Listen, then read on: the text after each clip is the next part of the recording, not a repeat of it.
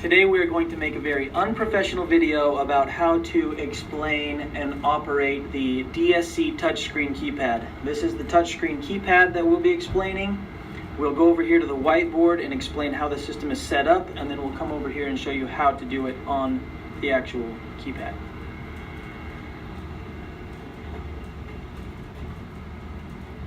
Okay, the alarm system is set up into either 3 partitions or 2 partitions. The 3 different partitions that are on at the banks are typically the bank partition, the teller partition, and the janitor partition.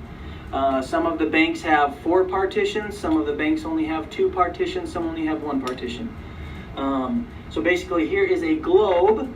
It's the whole earth, the whole globe, and it is divided into 3 different partitions. The bank partition at most banks have the vault door zone, the ATM zone, the money clips, the desk buttons, all the hold-up zones. Some of the banks have fire zones on the bank partition, and just different other things. But different zones are associated with different partitions. That's the bank partition. The teller partition in many of the banks have the night drop zone and the pass-through zone. If you have a pass-through, courier pass-through. That is the teller partition. The janitor partition has all of the doors coming into the bank. Some of them, not all of the doors, but the main doors to enter the building, and the motion detectors. And the reason they're set up into partitions is so you can arm and disarm different things. Your code is what associates you with which partitions you have control of. The janitor only has control of the janitor partition. The janitor can only arm and disarm the doors and the motion detectors. All the bank employees can arm and disarm either just the teller and the janitor or just the bank and the janitor. Anyone that has an alarm code has to disarm the janitor because that is what disarms the doors and the motion detectors. So, you can globally arm things. The way you would globally arm things, we'll show you on the keypad in a minute. You would punch in your 4-digit code. Your 4-digit code is what gives you access to either arm or disarm these things. You can globally arm, or you can globally disarm.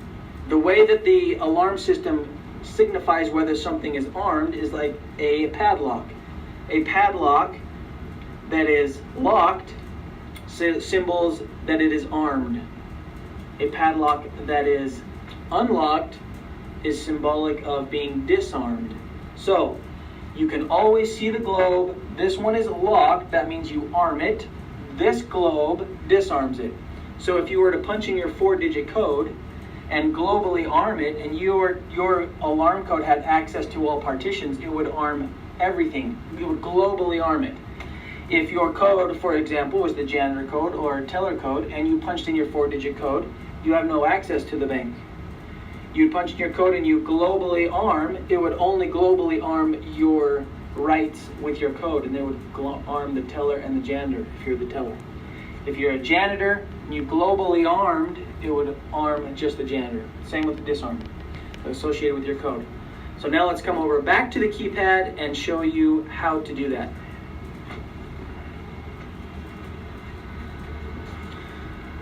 To wake up the keypad, you simply touch the screen. Once you touch the screen, you read the screen. Global keypad, present tag or touch to unlock. So I want to unlock it. I will touch it again. Now it says present tag or enter code. I will punch in a 4-digit code only. If I, for example, think that I've put my code in incorrectly and I want to clear it, this little C clears your code and you can start over again. So I will punch in my 4-digit code correctly this time.